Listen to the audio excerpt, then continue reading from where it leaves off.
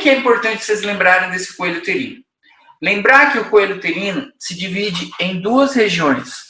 Uma chamada endocervix, que é a parte mais interna, certo? E uma chamada de ectocervix ou exocervix, que era aquela região mais externa, tá? E as duas regiões possuem epitélios diferentes. O endocervix tem um epitélio cilíndrico simples. E o exocervix tem esse epitélio aqui, ó, plano estratificado, tá?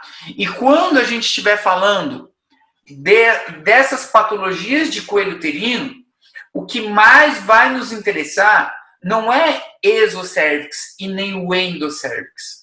O que nos vai interessar é a zona de transformação deles. Ou seja, onde esse epitélio deixa de ser cilíndrico simples e passa a ser plano estratificado não queratinizado. Né? Bem nessa regiãozinha aqui, a zona de transição, de transformação desse epitélio, é essa região que o famoso ou querido HPV tem uma afinidade. Tá? Então, as lesões vão assentar na zona de transformação, tá? Entre o endocervix e o exocervix, tá? Bem nessa junçãozinha, tá bom? Então, a nossa importância está aqui, ó, nessa zona de transformação. Aqui o epitélio normal, plano estratificado, que é, inclusive, o mesmo epitélio da vagina, tá? E aqui o epitélio cilíndrico simples, tá? E aí, nessa zona de transformação, é a zona onde vai ocorrer a lesão, tá? Pelo HPV, por exemplo, que vai levar aquele mesmo esquema que a gente viu. Metaplásia, depois uma displasia leve, moderada e severa, e por último, carcinoma in situ e um carcinoma infiltrante, tá? Como sempre, tá bom? Vamos lá, então, falar delas. E aqui, para começar, nós temos algumas lesões que são benignas, tá? De coelho uterino. Só para dar uma introduzida, até porque não é nada de tamanha relevância para a aula, mas tenho que comentar, que é a cervicites, e a cervicites anda lado a lado com o que a gente conhece como doenças inflamatórias pélvicas, tá? Que é o DIP, ou enfermidade inflamatória pélvica. Então, cervicites geralmente anda ali lado a lado com esse tipo de patologia, com as enfermidades inflamatórias pélvicas, tá? E essa cervicites pode ser aguda ou crônica. E nada mais é, pessoal, do que uma inflamação do coelho uterino. Bem simples, tá? E as causas dessa inflamação do coelho uterino, pessoal, são inúmeras, como vocês tiveram no ano passado em microbiologia. Vocês viram diversos agentes desse tipo de região, tá? Mas vocês não podem esquecer de destacar dois, que é a clamídia e essa Neisseria gonorrhoeae, tá? São os dois mais importantes. Eu deixei marcado com asterisco. Aí você fica assim, coelho uterino HPV, coelho uterino HPV. Beleza, mas lá pro câncer, tá? Agora, para inflamação mesmo, né, a cervicites mesmo, clamídia e a Neisseria gonorrhoeae, que são os mais frequentes, tá? O gonococo. E aí, o que mais que leva em consideração? Por que acontece a proliferação dessas bactérias aí, desses agentes? O seguinte, o pH da vagina, ele é normalmente mesmo um pouco mais ácido do que o nosso pH normal, tá? Então, o pH da vagina é para ser ácido mesmo. Para quê? Para proteger a mulher dessas bactérias, tá? Então, ele tem ali uma tendência de proteção mesmo. Para suprimir o crescimento bacteriano, esse pH é um pouco mais ácido. E além do que, ele produz peróxido de hidrogênio. E esse peróxido de hidrogênio é tóxico para algumas bactérias, tá? Então, ele é feito para ser assim, tá? E aí, o que acontece? A partir do momento que essa vagina, que essa região perde essa acidez ou se torna mais alcalina, estamos desprotegendo essa região, certo? Então, a gente está desprotegendo essa vagina. E aí, eu estou abrindo as portas para uma proliferação bacteriana. Estou falando assim, sejam bem-vindas. Vamos lá, vamos se desenvolver aqui nessa região. Não vai dar nada. Tá? Vai sim, uma cervicites. Tá? E o que é que pode diminuir esse pH, né, da vagina? Por exemplo, um sangrado, uma hemorragia. E aí, justamente, a mulher sangra mesmo todo mês. Né? Mas um sangrado tem essa ação alcalinizante, certo? O próprio ato sexual também tem essa região, essa função aí de alcalinizar a vagina, até porque o espermatozoide, o líquido seminal, ele tem, uma das funções é essa, alcalinizar a vagina, para que o espermatozoide sobreviva, né, consiga passar ali e chegar a fecundar. Então, o próprio coito, né, que fala, ele também pode diminuir esse pH. E um muito frequente, inclusive, são duchas, né? Não sei se vocês já ouviram falar, não pode lavar muito, não sei o que lá, ou falar, tem um cheiro específico, mas é natural da mulher, né? Se lavar demais, né? Fazer uma ducha profunda e etc., querendo acabar com tudo, se acabou com a tua proteção. Acabou com a tua proteção e tá falando, bactérias, vocês estão livres, vocês não têm mais nada para suprimir o teu crescimento aqui dentro, e eu também não vou ter o peróxido de hidrogênio para matar vocês, tá? Mas estou limpinha, entre aspas, né? Estou esperando aí uma cervicites, por exemplo. E a própria ação de alguns antibióticos mesmo. A pessoa está tomando um antibiótico na loucura, qualquer dor de cabeça tomou um antibiótico, esse antibiótico pode reduzir também o pH dessa vagina dessa mulher. Enfim, você não precisa nem se preocupar muito com isso. Foi mais assim para ir entrando no tema mesmo, tá? E os dois agentes mais frequentes, a clamídia, tá? E a Neisseria gonorreae. Beleza? E aí, pessoal, em se tratando de anatomia patológica mesmo, poxa, uma cervicites aguda, poxa, nessa altura do campeonato, eu acho que a gente não precisa mais ficar voltando, né? Então, peraí que entrou alguém, a Viviane tá conectando aqui. Não preciso mais ficar voltando. Como que a gente espera encontrar algo agudo? Vermelho. Né? Então, eu vou ter congestão, eu vou ter um aspecto rojizo, tamanho aumentado, por exemplo, né? E se for crônica a gente vai pegar uma coloração mais clara, tá? Pode ter, inclusive pode ter um sangrado também, porque ele está sempre associado ali, tá? E tem uma estrutura que eu esqueci de comentar, mas que eu falei com vocês no primeiro ano, se não me engano, que eram os quistes de Nabô. Né? Não sei se vocês lembram. Os quistes de Nabô aqui, ó, nada mais é do que um cisto cheio de muco, tá? Porque o epitélio aqui do cérvix, né, o endocérvix, ele é um epitélio cilíndrico simples, secretor de muco. Então ele vai secretando muco aqui, ó, e esses mucos vão às vezes se acumulando e formam um cisto. É patológico, vai morrer por causa... Não! O epitélio secreta mesmo. Mas devido a esse câmbio todo, às vezes pode secretar demais. Pode se acumular demais esse muco também. Tá? Nada assim do outro mundo. Só para vocês já também terem esse conhecimento do que eram os quistes de Nabô. Tá? E por ser crônico, esse endocérvix vai estar engrossado, justamente. Tá?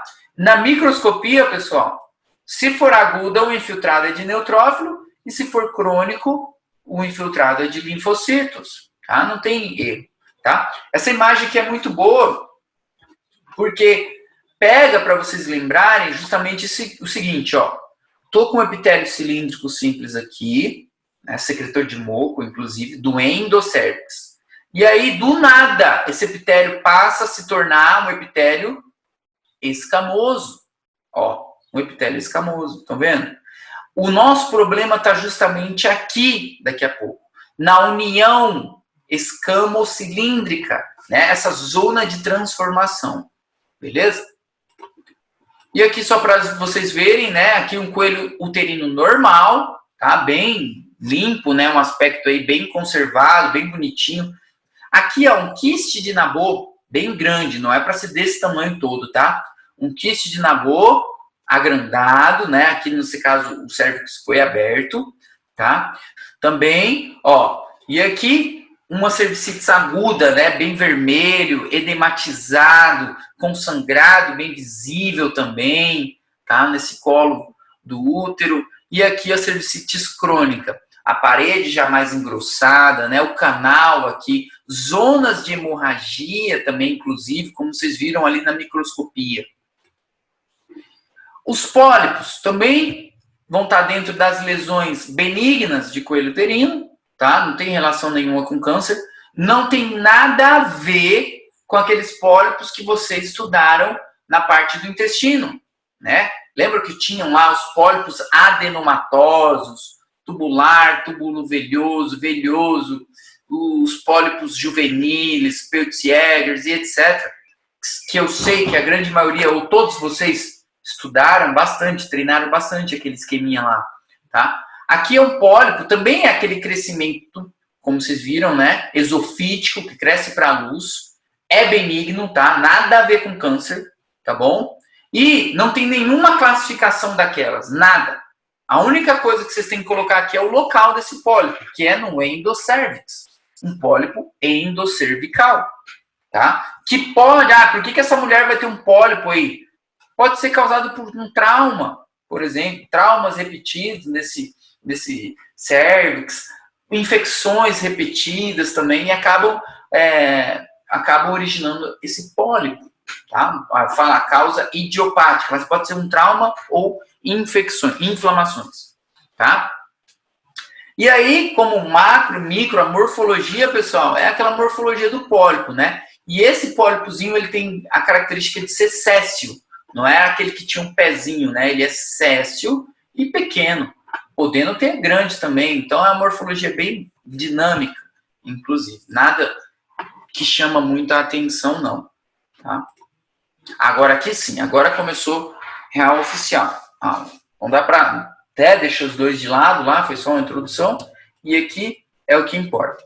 As neoplasias pré-malignas e as malignas, né? Ou seja, as patologias precursoras, os câmbios que vão ocorrendo nessa região de cérvix que podem originar um câncer, tá? E aqui, gente, aqui fala que é o terceiro câncer mais frequente entre as mulheres. Beleza, porque tem um câncer de mama, tem um melanoma, um câncer de pele, que é frequente, ninguém fala dele, né, das neoplasias de pele, e tem o de coelho uterino, inclusive. É altamente frequente, aparece muito. Tá? Por isso que tem toda uma campanha lá das mulheres fazerem o preventivo, de fazer o exame lá, o Papa Nicolau, que é falado, né? E aí, pelo menos uma vez ao ano, fazer justamente para esse rastreio, para essa busca dessas células aqui que a gente vai ver hoje, tá? E eu deixei sublinhado para vocês, em negrito para vocês e em vermelho essa informação, tá? Que nenhum outro câncer, tá? Que a gente estudou até hoje, tem um benefício melhor, ou seja, prova para o teu paciente melhor que um diagnóstico precoce vai salvar ele do que esse aqui. Como eu falei para vocês, paciente aí com essas lesões pré-malignas, no estágio precoce, é 100% o pronóstico, né, de sobrevida, tá? Então, o diagnóstico precoce é fundamental. E naquele esqueminha que eu tinha passado para vocês daquela vez, que eu precisava ali de 3 palavrinhas para formar o meu texto, uma delas era essa: eu queria um diagnóstico precoce, certo? Um bom tratamento ou um tratamento curativo, e eu queria evitar complicações, né? Então tudo se encaixa agora aí, tá? E o que acontece aqui?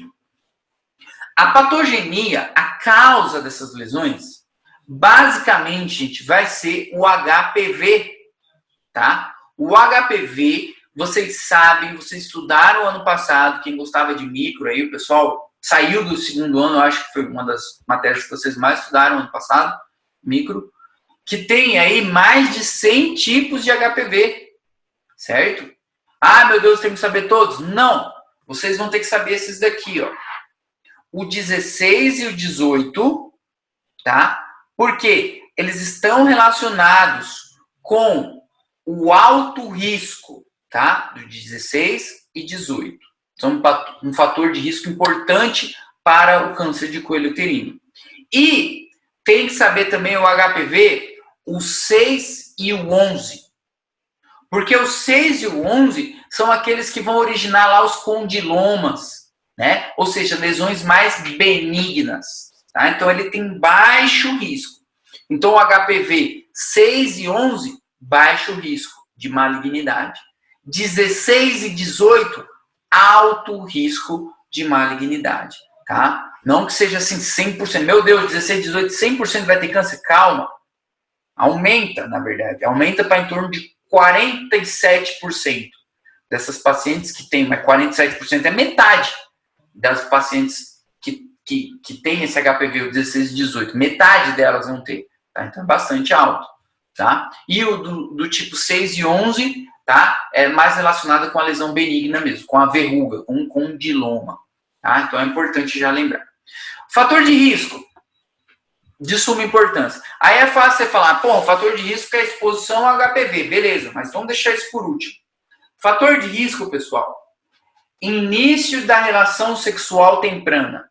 Esse é fator de risco. Então a menina aí, uma das perguntas que a gente vai fazer para esse paciente é quando foi a primeira relação sexual, quando foi a primeira menstruação, né? São perguntas que a gente sempre faz, tá? Então, o início muito precoce tem como fator de risco, né, de aparição de patologia de coelho uterino.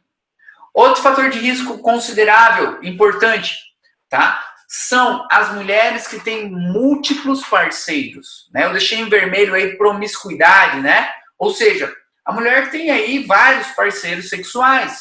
Então, querendo ou não, ela está exposta, né, a esse HPV.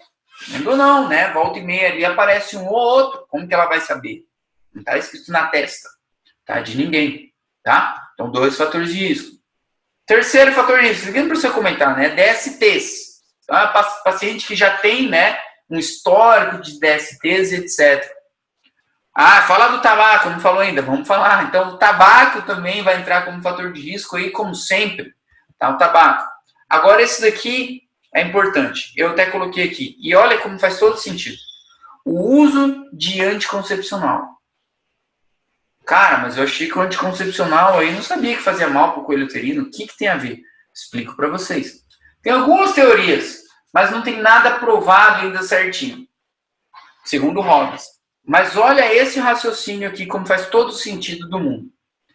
Se a mulher faz o uso de anticoncepcionais, né, por via oral, por exemplo, teoricamente ela está protegida.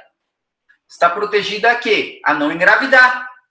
Então ela, grávida eu não vou ficar, beleza, tô tranquilo. Então não tem necessidade de usar, por exemplo, outro método aí de prevenção.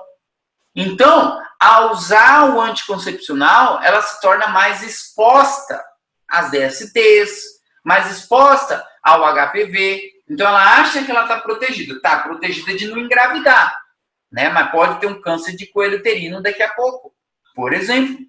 Tá? Estão entendendo essa jogada? Tá? Não é assim algo hormonal que interfere e tal. A gente vai ver que o anticoncepcional vai interferir em outros lugares. Tá? Mas essa jogada dela basicamente não se proteger. Tá? Então é importante. Outro fator de risco, vamos ver que alguém mandou um comentário aqui. A vacina, já explico sobre a vacina, Patrícia. Infelizmente, vacina do HPV. Fim, eu já explico da vacina também. Vocês vão entender, a vacina também é importante. E inclusive, recomendava até jovens mesmo, assim como você comentou. Outro fator de risco, a falta de higiene. A falta de higiene. Lembra lá do câncer de pênis do homem? Que o principal fator de risco era a falta de higiene? Aqui na mulher também, A no homem era o HPV também. Então, a falta de higiene pode estar relacionada com essas patologias também. E aí, junto com a falta de higiene, a gente já pode colocar ali, põe uma barra do lado e escreve assim, pobreza. É feio ficar falando pobreza, mas, na verdade, o termo é baixo nível socioeconômico. Baixo nível socioeconômico, pobreza. Tá? Então, é aquele paciente ali que ele não tem ali uma instrução, que nem a Patrícia acabou de comentar. Ah, mas o pessoal não vacina, o pessoal não se previne, não sei o quê. É isso. É o baixo nível socioeconômico. Tá entendendo? Então é um paciente que não foi instruído, não foi instruída, na verdade. E aí ela tem tudo aí. Ela fuma, ela tem muitos parceiros, ela nunca tomou vacina, ela não usa nenhum método de prevenção e por aí vai. Tá? Falta de higiene, por aí. A gente vai junto e fuma de novo, né? Outro fator de risco é a paciente que tem um déficit na imunidade. Não sei se eu escrevi aí. Imunossupressão, escrevi aqui. Um déficit na imunidade, tá? E vamos associar esse fator de risco do déficit da imunidade com a desnutrição. Então, lembra? Baixo nível socioeconômico, não se alimenta direito, às vezes, né, tem esse lado da desnutrição mesmo, só come o que planta, depende, né, da região e da situação e tal. Então, tem relação com essa diminuição da imunidade, tá? A multiparidade, que não está aí no slide de vocês, a multiparidade é a mulher que tem muitos filhos. Mas esse fator de risco é muito tido assim, como a multípara, a mulher que tem muitos filhos, seria aquela mulher que começou a relação sexual de forma temprana, é aquela mulher que tem vários parceiros às vezes, tá? Não estou falando, não tem nada a ver com vocês, ou com um parente de vocês isso daqui. Vocês têm que focar em outro perfil de pessoa, tá? E aí essa pessoa deve ter... Já ouviu aquela história? Tem um filho de cada pai, entendeu? Então tem esse lado de promiscuidade. Então essa multípara justamente é por isso, porque teve vários parceiros. E o HPV como fator de risco não preciso nem comentar, né? O VPAT, poxa, essa exposição ao VPAT. Mas tudo isso aí tem relação com o HPV. Peraí que alguém mandou uma pergunta. Influi também quando a mulher usa anticonceptivo por via oral porque sua amiga lhe disse... É boa pergunta da Camila. Não tem essa relação, mas isso vai servir pra gente daqui a pouco, quando a gente já entrar nas patologias de endométrio, de ovário e etc. De útero e etc. Camila está perguntando se influi usar o anticoncepcional porque a amiga dela falou que é bom para ela, sem consultar. Com certeza influencia. E isso acontece muito. Às vezes a menina tem vergonha, não tem a liberdade com os pais, e aí nunca foi consultar. E cada organismo é um organismo. Cada pessoa é uma pessoa, cada paciente é um paciente. Nem tudo que é bom para tua amiga é bom para você. Entendeu? Cada corpo é um. Vocês vão ver na parte de endométrio como isso aqui vai fazer um sentido bem massa, inclusive. Para cá é mais essa relação, tipo, a partir do momento que ela toma um anticoncepcional, ela, tipo assim, esquece dos outros métodos. E aí, tipo assim, ela não vai usar camisinha mais, ela vai buscar... Ela não se preocupa em engravidar, tá? Beleza? Esses são os fatores de risco. Tanto para essas lesões aqui, pré-malignas, que vai ser o SIM1, SIM2, SIM3, quanto para o próprio câncer de coelho uterino, tá? E não esquecer que o HPV é o principal de todos, tá? É o principal de todos. Pico alto prevalente do HPV, 20 anos de idade. Aí a vacina, como alguém tinha falado aí da vacina, aproveitar e já falar também, a vacina, pelo menos no Brasil, tem uma vacina chamada de vacina bivalente para o HPV. E ela é bivalente porque ela cobre justamente o HPV 16 e o 18, tá? E a recomendação dela, inclusive, é que o período aí seja ali numa idade de em torno, e o Robbins vai mudar essa idade por 1 ano. A recomendação é de em torno de 10 anos de idade a 25 anos de idade, né? Temos que vacinar essa população, de 10 a 25.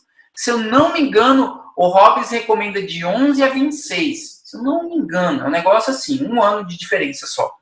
Tá? E tem uma outra vacina que é chamada de quadrivalente para o HPV, quadri, tá vendo? Quadri.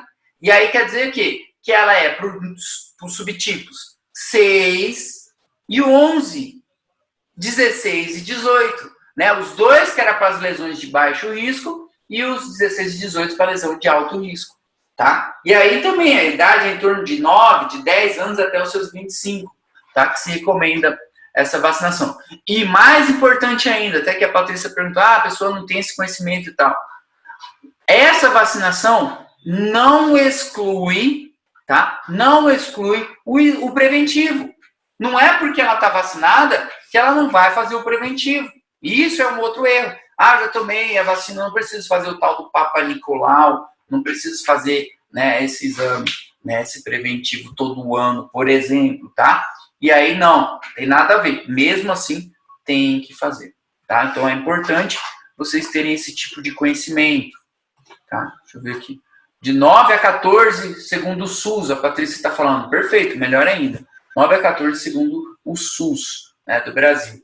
Beleza, fechou. Mas deu para entender que é uma população bem jovem, inclusive. Vocês estão vendo um PowerPoint aí, provavelmente, ou não? Ou não está aparecendo? Só para confirmar. Sim, né? Um quadrado bonito, bem desenhado, né? Ficou bom? Tem que cuidar esse quadrado aí. E aí, o que acontece? Vamos lá. Prestem atenção, porque esse esquema aqui é o mais importante.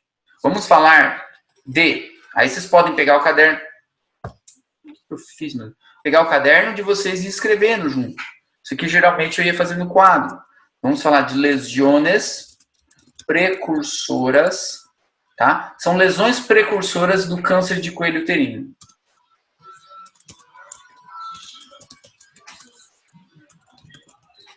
Isso aqui é o que se pergunta em prova, tá? São essas lesões.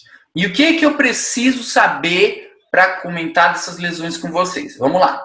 Vocês precisam voltar no tempo, mais uma vez, tá? E eu acho que o pessoal que está aqui, graças a Deus, está desde o começo do ano, basicamente, lembra bem dos conceitos de metaplásia, de displasia, de carcinoma in situ, né? Displasia leve, moderada, severa, etc. Muito bonito ficou o meu desenho, tá? Inclusive.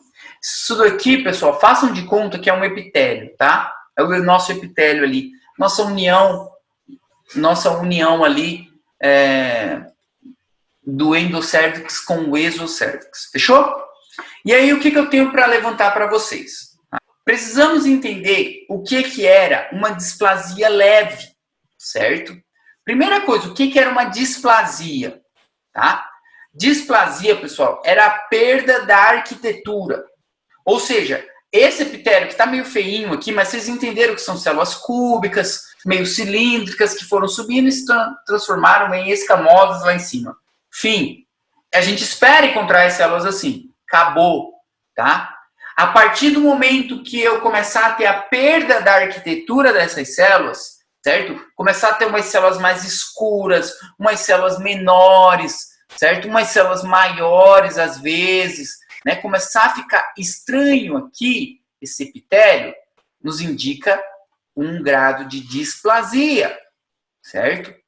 E o que eu tinha para entender dessa displasia? Eu tinha que nós tínhamos uma displasia leve, certo? Que ela afetava basicamente, certo? 1/3 do epitélio, tá? Então a displasia leve é como eu desenhei aqui para vocês, ó, até pintei aqui mais escurinho, tá? Que é para mostrar que teve a afetação de 1/3 do epitélio. Então, é só uma displasia leve, tá? E aí, o que acontece? Se essa displasia, se essa perda dessa arquitetura já acometer as células de metade desse epitélio, como eu estou tentando desenhar com calminha aqui para vocês, eu sei que vocês estão rabiscando na casa de vocês e está ficando mais bonito que o meu desenho. Então, aqui nós temos uma displasia moderada, que nada mais é do que a perda da arquitetura de 2/3 do epitélio. Fechou? Estão entendendo, né? Preciso que vocês entendam isso aqui, senão vocês não vão entender essa classificação. Tá? Displasia moderada. Vou pintar um pouquinho mais aqui para ficar mais evidente. E por último, seguindo a lógica aí que vocês já estão entendendo, nós vamos ter, basicamente, todo o epitélio displásico já. Opa! Ou seja, com a perda da arquitetura de todo esse epitélio aqui. Tá? Células hipercromáticas, já a prevalência aí de um pleomorfismo, células pequenas. Tá? As células estão perdendo essa arquitetura, está com formato já estranho, né? Um formato mais né? Já não é mais aquela célulazinha cúbica, já não é mais aquela célulazinha mais cilíndrica.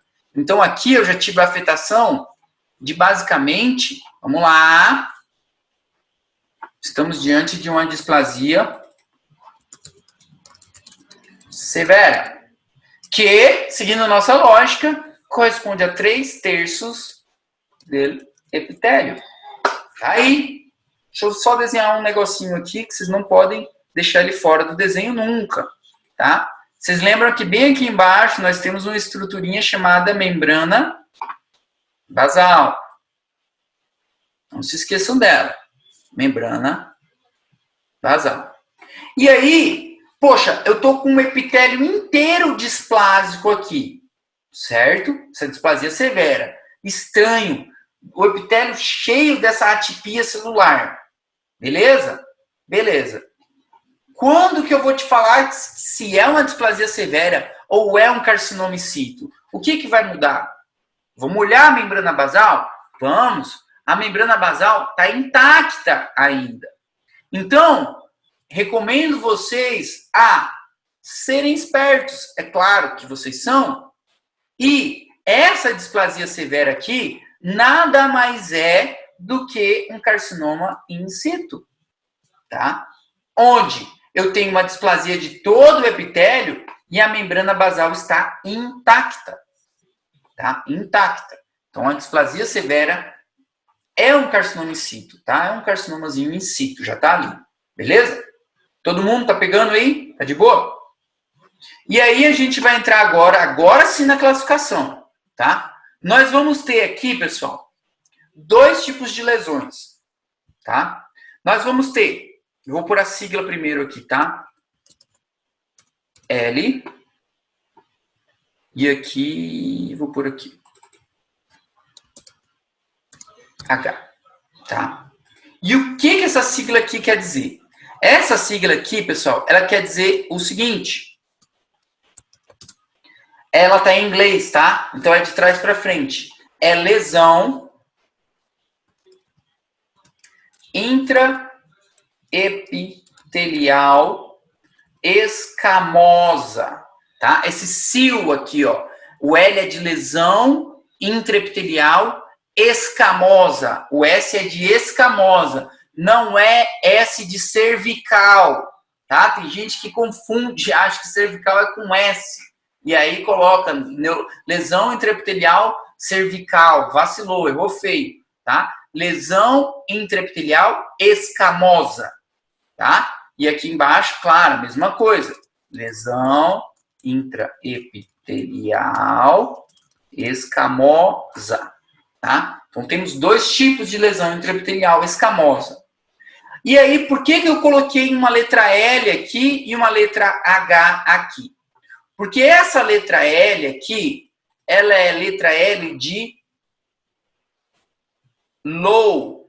O que é low? É baixo, né? Vocês conhecem inglês aí melhor do que eu, né? Apresentaram aí até um trabalho em inglês esses dias aí online, né, para o doutor, foi sucesso. Então esse L é de low, tá? Então o H aqui é o que a gente chama de high. Opa! Que é alto, tá? Vão desenhando desse jeitinho bonitinho aí que vocês não erram isso aqui nunca mais. Nunca mais não, porque não chegaram a errar ainda. Ou não erram, tá? Low e high. Tudo vem de inglês. E o que diabos é esse low e high, meu Deus? Tá me confundindo mais ainda. Vai ser assim, pessoal. Lesão intraepitelial escamosa. Não é o L aqui de low? De barro grado. De baixo grado. E o que é baixo grado? Baixo grado de malignidade, tá? E o Hzinho aqui, ó, vai ser lesão intraepitelial escamosa de alto grado. Alto grado de malignidade, tá? Então, basicamente, são esses 2 tipos de lesões precursoras do carcinoma escamoso de coelho uterino. Tá? Lesões intraepiteliais escamosas de baixo grado e lesões intraepitelial escamosa de alto grado, tá? E aí, vamos lá melhorar mais ainda nosso esquema. A classificação muito utilizada é a classificação do SIN, ou NIC, que fica basicamente assim, pessoal. Vai estar dentro dessa classificação aqui. Calma aí, deixa eu fazer um desenho aqui para vocês não se perderem. Puxem uma setinha assim. Para vocês não... Só para não se perder, tá? Vamos puxar uma setinha assim. Calma aí. Vocês estão desenhando junto aí, né? Tipo, vocês desenhando junto em casa, com caderno, supostamente vocês ficam mais acordados e prestando atenção.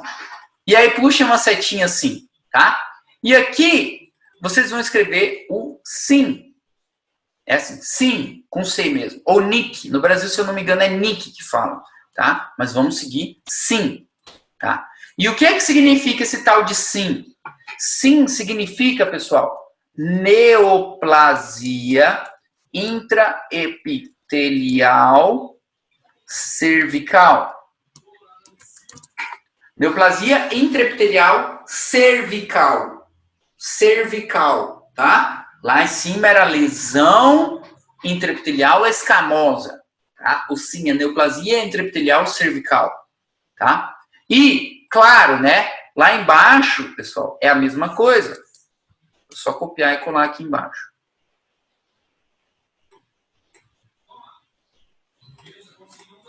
Só que aqui nas de alto grau, vocês vão pôr duas. Assim. Tá? Então, estamos montando nossa classificação dessas lesões. Tá? E aí, o que tem a ver isso com displasia? Vamos juntar tudo agora e tudo vai ficar muito claro para vocês. Nós temos, pessoal, essa classificação, ela é dividida assim, em SIN 1, tá? Estou escrevendo em números romanos. SIN 1, SIN 2, SIN 3, tá? Seria o equivalente à neoplasia intraepitelial cervical, grado 1, grado 2 e grado 3, tá? SIN 1, SIN 2, SIN 3. E o que diabos isso quer dizer? Quer dizer que o SIN 1 nada mais é... Deixa eu pegar uma seta aqui, não sei se vai ficar bonita a minha seta. O SIN 1, pessoal, nada mais é do que equivalente a uma displasia leve, onde 1/3 do epitélio está afetado, tá? É uma lesão escamosa de baixo grado, tá? Então, esse SIN 1 aqui, opa, legal, perfeito, tá? Não é maligno, não é pré-maligno. Inclusive, algumas vezes se resolve de forma espontânea, tá? O SIN 1, perfeito, tá? Então, por isso que fala que é uma lesão intraepitelial escamosa de baixo grado. Ele não tem relação com o câncer. E fim, ponto final. Tá? O SIN 2 se relaciona agora... Cadê a seta, meu Deus? Puxar uma seta. Claro, pessoal, com uma displasia moderada desse epitélio. É um SIN 2. Tá? E o SIN 3 eu não preciso nem comentar, vocês já entenderam. Tá? É o equivalente a uma displasia severa desse epitélio. Né? O SIN 3. Né? E aí, vocês poderiam pôr, nada impede vocês de colocar bem aqui embaixo, ó, um carcinoma in situ. Porque, na verdade, ele é um SIN 3, né? Mas vamos pôr ele de brinde aqui também. Carcinoma in situ. Deixa eu escrever, porque às vezes pega a sigla e o pessoal não lembra. Carcinoma in situ. Tá? O que tudo aqui, ó, dessas lesões de alto grau estão esperando para se tornar um câncer mesmo, de vez, e acabar com o mundo, né? Estão esperando justamente a gente romper uma estruturinha que vai estar bem aqui, que a gente vai chamar ela de membrana basal. Até então, todas essas lesões, se vocês pegarem o nome delas, são intraepiteliais. São intraepiteliais, ou seja, estão dentro do epitélio. Não romperam a membrana basal ainda, tá? Mas já são neoplasias com o grau de malignidade, né? É um carcinoma in situ, é um câncer, tá? Estão entendendo? Então, para essa divisão ficar muito boa para vocês, sempre separem as de baixo grado das de alto grado, tá? Deu para entender? Alguma dúvida? Essa é a nossa classificação. É isso que a gente precisa saber a princípio, tá? Perguntas? Isso aqui eu sei, pessoal. Se vocês não tiverem com dúvida, vai estar errado, porque é para ter dúvida mesmo. Se o L é uma lesão intraepitelial escamosa de baixo grado. E quem que é a de baixo grado? A de baixo grado é o SIN1. O SIN1 é o de baixo grado, que é a neoplasia intraepitelial cervical. E o que quer dizer esse SIN1? O SIN1 quer dizer isso aqui, ó. É uma displasia leve, de 1/3 do epitélio, tá? Tratamento aí tá nada para se tornar maligno e pode até se resolver de forma espontânea, inclusive, tá? Agora, né, o Wellington tá perguntando ali, o SIL-H, né, o de alto risco, né, de alto grado, tá? Quais patologias, quais achados estão dentro desse campo? As neoplasias intraepiteliais cervicais, grado 2 e grado 3, né? Vai ser o SIN2 e o SIN3, que vão corresponder a uma displasia moderada e uma displasia severa. E mesmo ele não atingindo a membrana basal, ele é muito severo e eu não entendi só da membrana basal. Depois que ele atingir a membrana basal, o que vira? E antes disso, ele continua sendo muito severo. Beleza. Todas essas lesões aqui, ó, gente, a gente não está falando, boa pergunta também da Patrícia, isso aqui é a dúvida de várias pessoas, eu tenho certeza. A gente não está falando do carcinoma escamoso de coelho uterino. Não é essa patologia, isso aqui é outra. A gente está falando disso aqui, ó, lesões que vêm antes dele. E por que veio antes desse câncer de coelho uterino? Por que veio antes desse câncer de coelho uterino? Por causa dessa estrutura aqui, ó. Membrana basal. É a única estrutura que ainda está impedindo de se tornar um carcinoma invasivo de coelho uterino. Aí sim, que nem a Patrícia perguntou, mas é severo e tal, mas por que não é ainda esse câncer de coelho uterino? Por quê? Para ser esse câncer de coelho uterino, a gente vai precisar justamente que aconteça isso aqui, ó.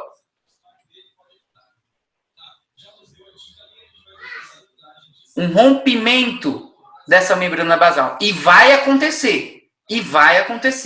Tá? Essa membrana basal aqui que eu desenhei, nossa, eu deixei o lápis branco, eu não enxergo. Rompi essa displasia toda aqui, rompeu essa membrana basal, aí o que era um SIN3, o que era uma lesão escamosa de alto grado, essas células aqui, ó, invadem o tecido adjacente. E aí eu estou falando de um carcinoma escamoso de coelho uterino. Invadiu, rompeu a membrana basal, tá? Então essa displasia severa, esse carcinoma in situ, é perigoso por causa disso. Daqui a pouco ela vai invadir essa membrana basal, tá? E isso é perigoso, tá? Lembrando que, poxa, num diagnóstico precoce, 100% dessas pacientes vão viver, tá? Não vou falar 100%, mas 99% vão viver. Por isso que é importante, tá? Ver esses grados de displasia aqui. Dúvidas com essa classificação, pessoal? Isso aqui vocês têm que saber montar esse esqueminha, que isso aqui é pergunta de prova. Esse esquema aqui, ó, vocês têm que saber montar. Alguma pergunta? Deu para entender através do super desenho aí? Vamos continuar então. O livro de vocês traz essa tabela aqui, ó. Nada mais é do que aquilo lá que a gente acabou de fazer. Olá, presta atenção nessa tabela. Estamos falando de neoplasia intraepitelial cervical, que é o SIN, grado 1, grado 2, grado 3, certo? O grado 1 é uma displasia leve, o grado 2 moderada e o grado 3 é uma displasia grave. E o SIN1 entra dentro da lesão intraepitelial escamosa de baixo grado. Estão vendo aqui? SIN2 e SIN3, lesão intraepitelial escamosa de alto grado. É o nosso desenho lá, resumido nessa tabela aqui. Só que se vocês pegarem só essa tabela, sem ter feito tudo isso vindo assim dessa base, fica difícil de entender, tá? De entender. O importante é entender e não decorar uma tabela, entendendo? E o carcinoma in situ, olha onde que ele está aqui, ó.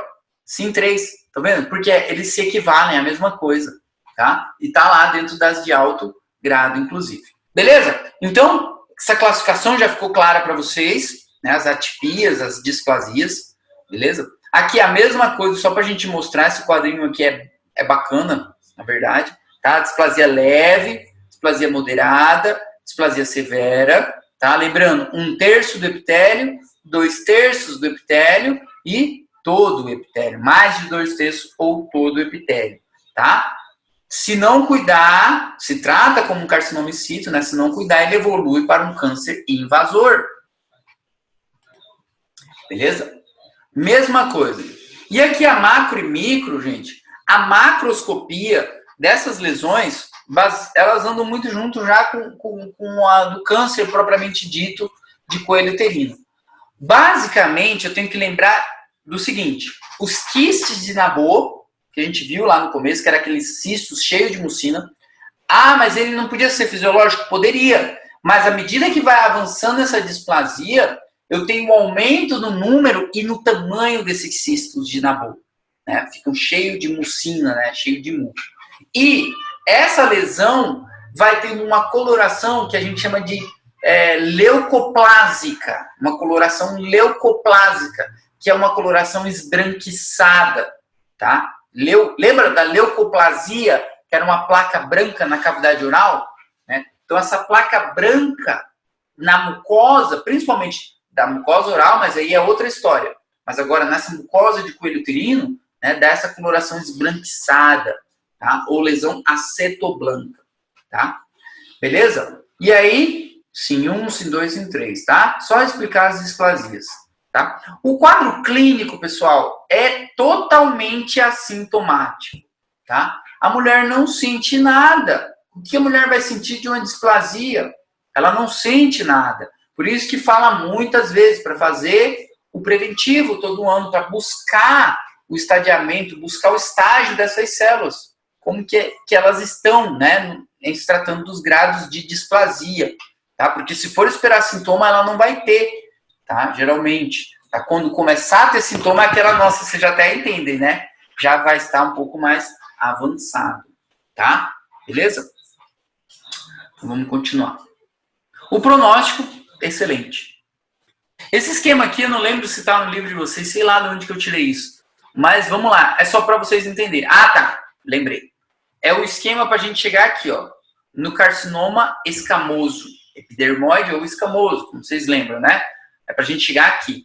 Nosso esquema é chegar aqui, tá?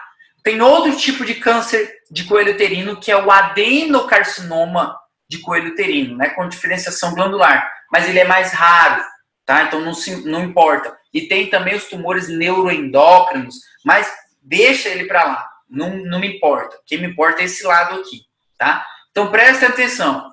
Olha o nosso objetivo. A patogenia desse câncer epidermoide aqui de coelho uterino, que vocês sabem que vai ser cobrado de vocês essa patogenia. Então, eu preciso primeiramente disso aqui, ó, atividade sexual. Seja essa atividade sexual, escrevam aí, promiscuidade, multípara, sem preservativo, múltiplos parceiros e blá, blá, blá, que a gente acabou de falar. E aí essa mulher se tornou, relação sexual temprana, enfim. E essa mulher se tornou exposta ao VPAT. O VPAT, não fala qual que é ele, tá? Mas é o VPAT.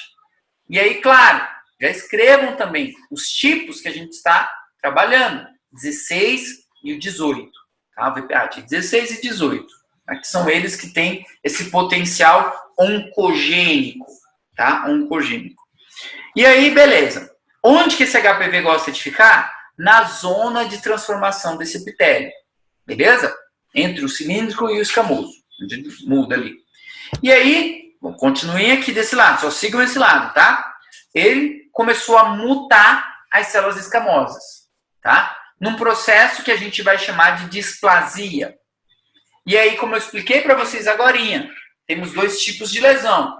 A lesão intraepitelial escamosa de alto grado e a lesão intraepitelial escamosa de baixo grado.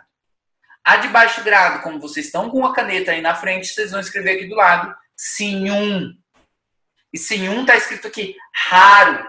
porque não tem esse potencial de se tornar maligno, tá? Agora, aqui sim, tá? Aqui sim, de alto grado. Quem que é o alto grado? SIM2 e SIM3, tá? Então, lesão epitelial escamosa de alto grado, SIM2, SIM3.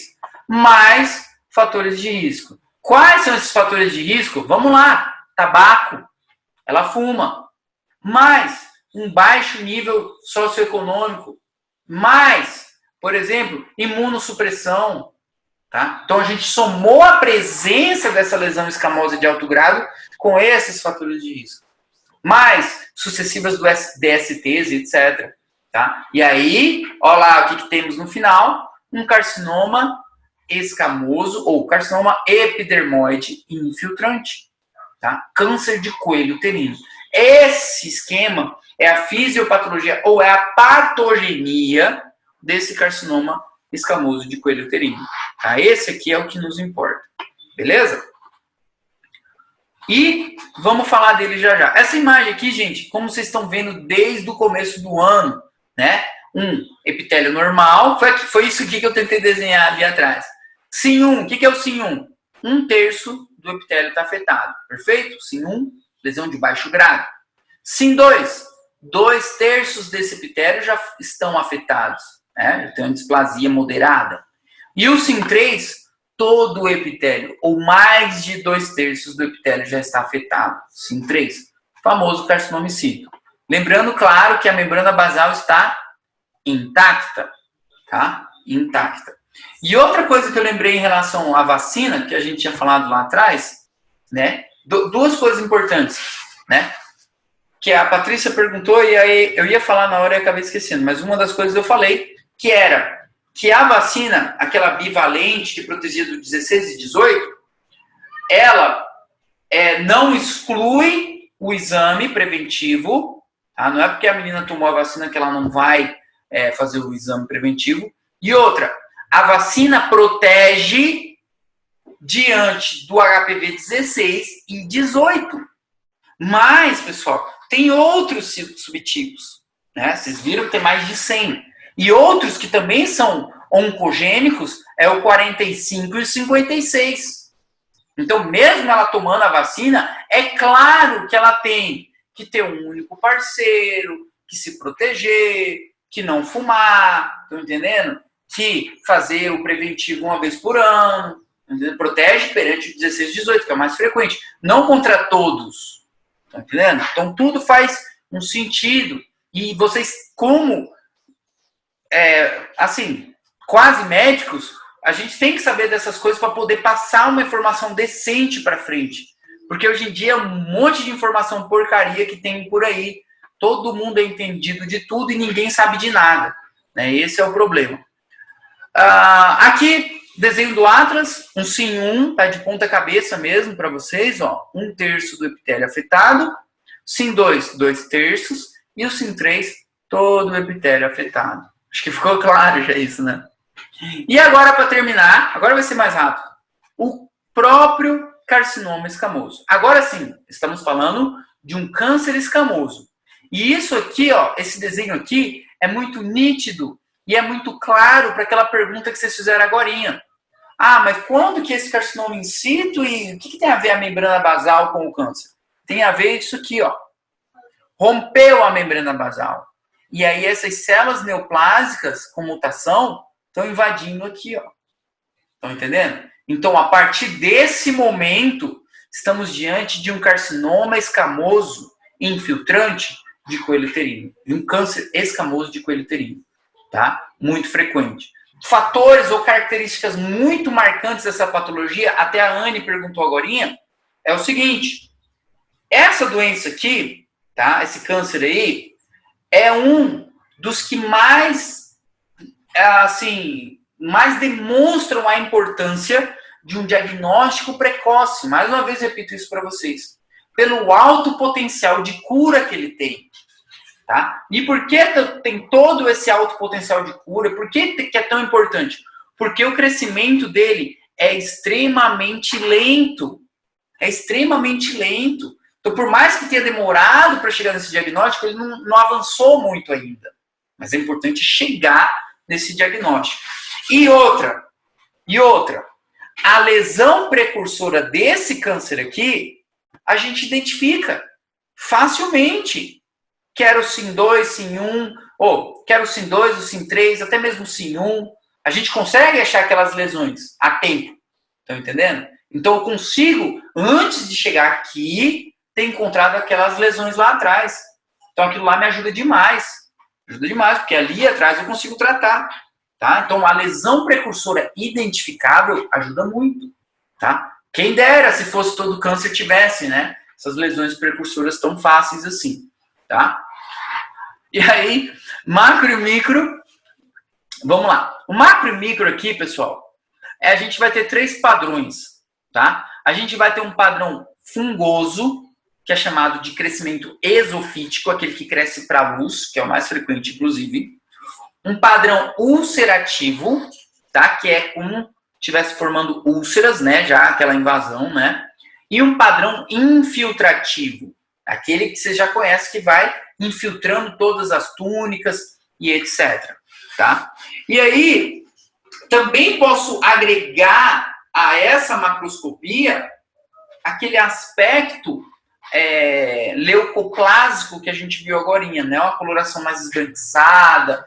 Posso agregar, dependendo do estadiamento, hemorragia, necroses, né? Uns grados de invasão de outras estruturas. Por mais que não seja frequente, mas pensa só, o carcinoma escamoso, coelho uterino, ele pode invadir as outras estruturas da pelvis ali.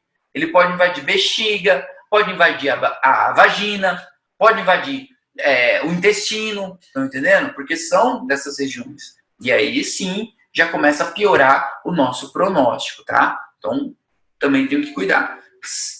E aí, claro, aí aquele pronóstico de quase 100% diminui para 50% às vezes, tá? Dependendo, tá? E a microscopia, gente, olha lá, carcinoma escamoso. O Gustavo Camalo Andrade dele, carioca, já manjou, já entendeu. Se é carcinoma escamoso, a micro vai ter pérolas de queratina, tá? Não tem como esquecer isso. Então eu vou ter ali os nidos ou as pérolas de queratina nessa microscopia, tá? E aí tem os subtipos histológicos, mas, enfim, vamos comentar que esse carcinoma pode ter células grandes não queratinizadas, células grandes queratinizadas, células pequenas, tá? E, claro, as pérolas de queratina, tá? E o pronóstico, pessoal, excelente. Um diagnóstico precoce, como sempre, tá? Essa imagem que mostra claramente a invasão da membrana basal, tá? Aqui os nidos, a formação das pérolas de queratina, né? Ou seja, as células escamosas se proliferando dentro das outras túnicas, tá? A imagem, essa daqui é a imagem do livro antigo, da 7ª edição, aquele que é o meu, inclusive, que é meio amarelo com verde, tá? Então já dá para ver, né, um crescimento aí exofítico, mal delimitado, muito vermelho, né? Hemorragia, por exemplo, tá? Já não tem aquele aspecto, olha lá o coelho uterino lá, só para vocês lembrarem dele. Ó lá, o esperado, tá? Então ele já tá com uma disseminação de uma lesão aqui, ó lá, certo? Aqui, células escamosas produtoras de queratina, tá? Então já é uma célula diferente, tá? Essa imagem aqui, ó, isso aqui são as pérolas de queratina, uma imagem muito típica desse carcinoma escamoso.